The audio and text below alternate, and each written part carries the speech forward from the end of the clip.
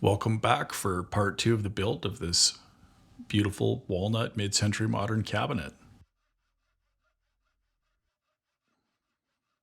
Right off the bat, let's put that compass from episode 1 to some good use and make a corner template. I coated the template with CA glue to harden it up. That'll make it more durable going through the router table and having double-sided sticky tape applied to it, which tends to tear out. Our door panel is going to be Baltic birch, so I'm just trimming that down on the table saw. Fumble around for the switch a bit. I use double-sided sticky tape to adhere the template to the corner of the Baltic birch panels. These panels will make up our doors and drawers.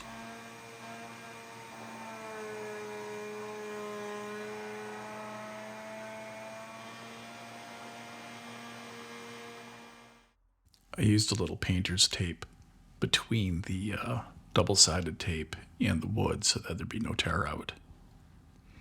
Here's the panel fit into the door opening. These doors are going to be veneered. I went to Lee Valley and picked up two 2x8 rolls of veneer. I'm just stretching them out here to see what they look like. This veneer is sold rolled up in a box. The problem with buying veneer this way is you don't know what you're going to get until you open the box and roll it out. Walnut's one of those woods that can have many different looks, so as you'll see, these two rolls look very different.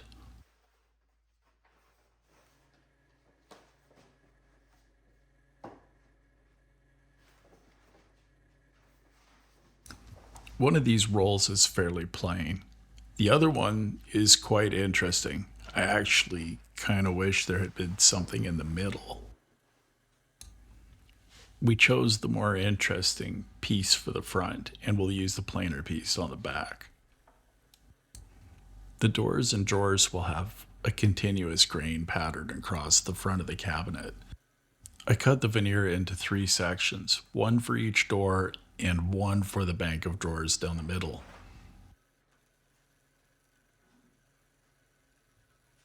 Each veneer is oversized by 1/4 inch. I'm using these spacers to make it easier to align the veneers.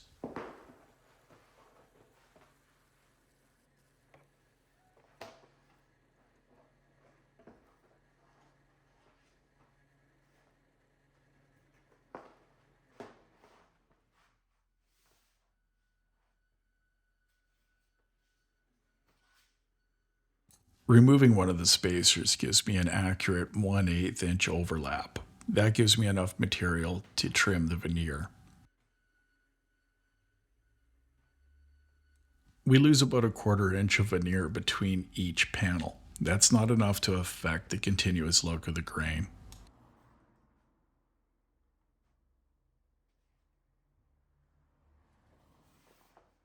Here I'm just making sure everything lines up really well before I clamp it down.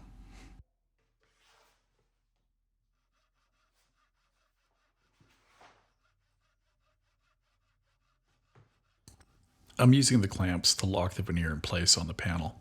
We don't want it moving during the glue up.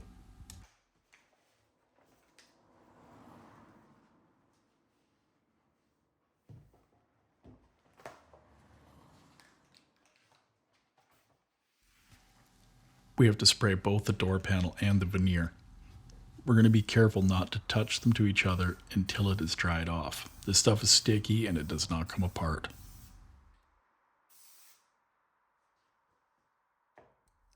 Thanks to the magic of video editing, a few minutes have gone by and I'm just testing it with my finger to make sure it's dry. When my finger doesn't stick and it doesn't pull on my finger hairs, it's good.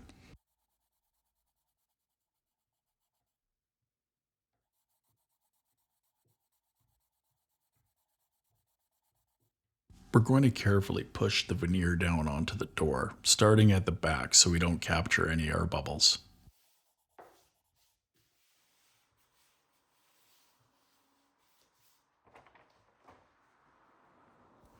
Now that the veneer is locked in place, we'll turn the panel, take these clamps off, and apply more adhesive.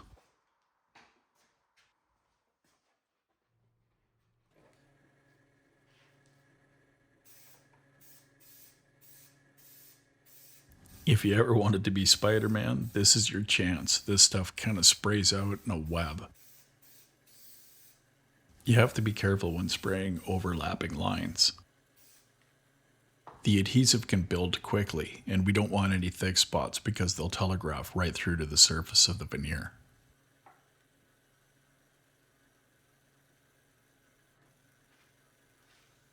When the adhesive is dry, we'll start the lamination process, starting at the back and working towards the front, being careful not to capture any bubbles.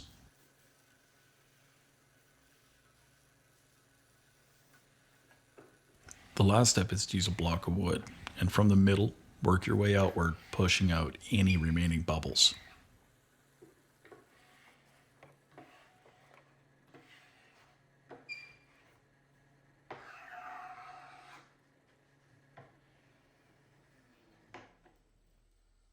Flip the panel over to cut off the overhanging veneer. Snap off a sharp blade and push firmly. Another way to do this would be with a trim router and a veneer cutting bit. I might actually recommend it because when you go cross grain, it can be really easy to chip out a veneer. That looks pretty good. The drawer panel was cut into 3 drawers on the table saw. I used iron-on walnut edge banding to hide the sides of the plywood. Here I'm just filing off the excess. Again, you could use a router here. When you're done filing it all off, go over the edges with a sander, but go over them carefully because it's really easy to sand through a veneer.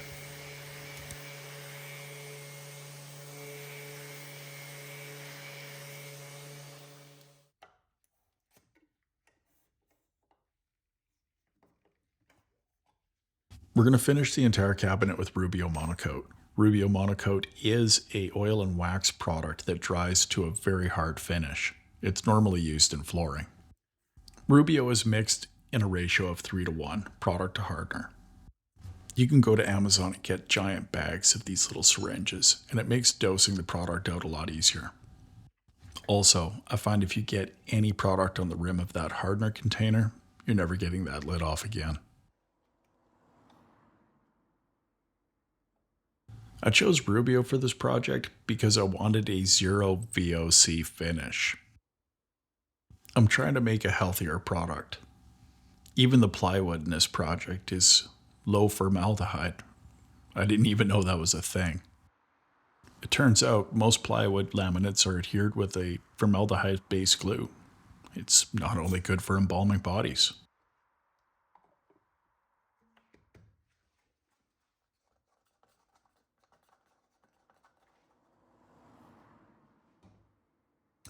The other nice part about Rubio is that you can't screw it up. You just pour it on, squeegee it around, let it sit for a while, and then rub it off with a clean cloth.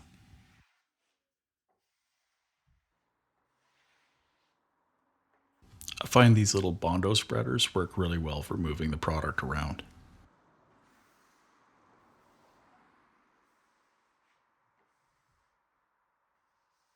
Unlike some finishes, you don't have to worry about leaving a thick spot.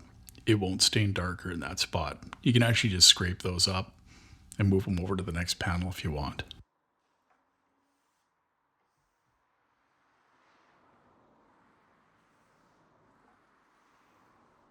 I actually come through and wipe it off multiple times.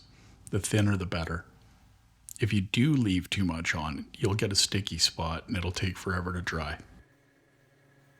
We're going to do the same for the drawers.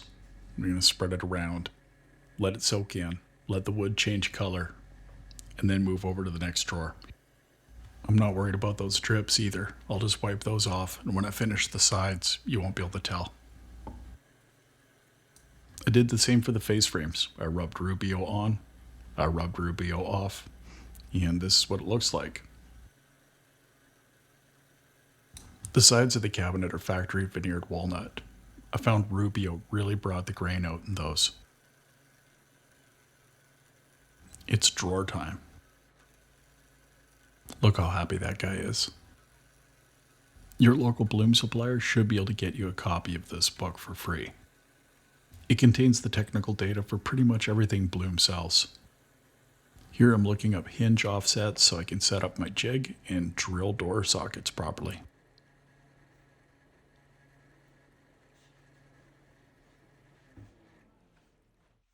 In this situation, we want a 5mm offset. There's actually a machine that does this, but I'm a small shop, so this Milescraft jig works just fine. A lot of people like the Craig jig as well. Just be sure to clamp the jig down so it doesn't move.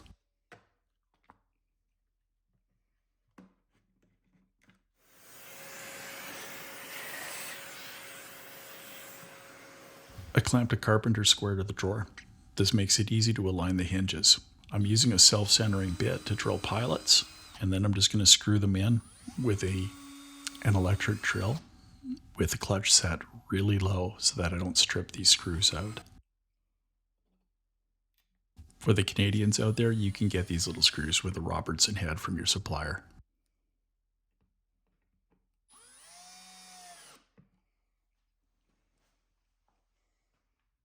We're going to make the drawer boxes out of solid maple, so we'll go to the hardwood rack here and go down until we get to the maple, which is right there under the walnut.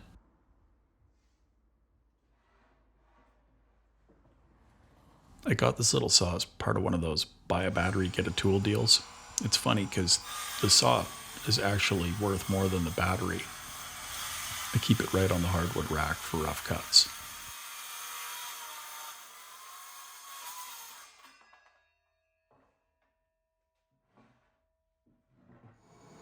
The next step is to take that rough wood and make it pretty.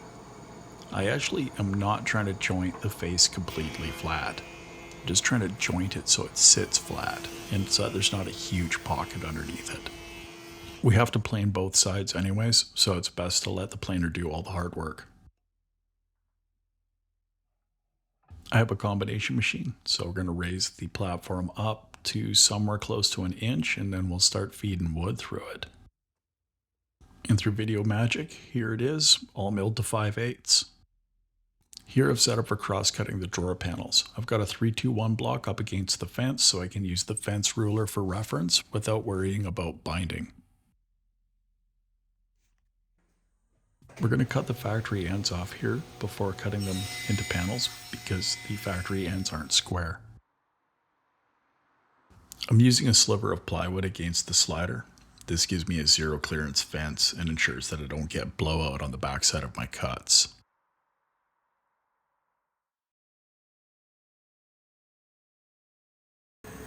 I cut a 1/4 inch dado in the bottom of all the panels. This will receive the drawer bottom. And here, just using the bandsaw and a couple of jigs or spacers to cut out the notches required for the Blum drawer clips and sliders. I did the short cross cut first because it leaves a nice reference point, so when I flip this piece over I know where to stop cutting.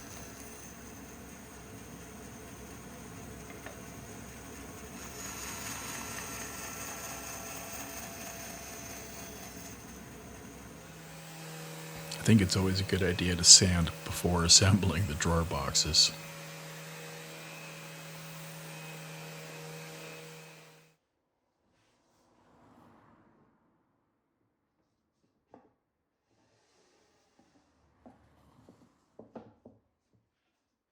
I use glue and pocket holes to attach the drawer ends to the drawer sides. You can't see the pocket holes. Maybe from the back you can if you pull the drawer out, but otherwise it looks like a regular drawer box and it's very solid.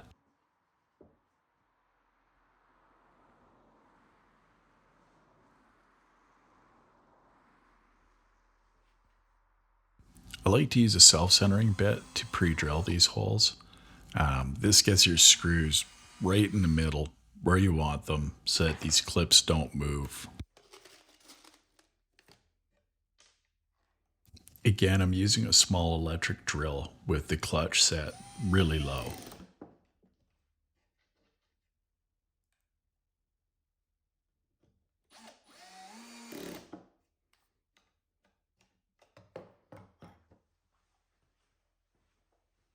I'm using spacer blocks to set the height for these drawer rails. They need to be level and they need to be exactly the same on the left and right. And a spacer block makes that easy.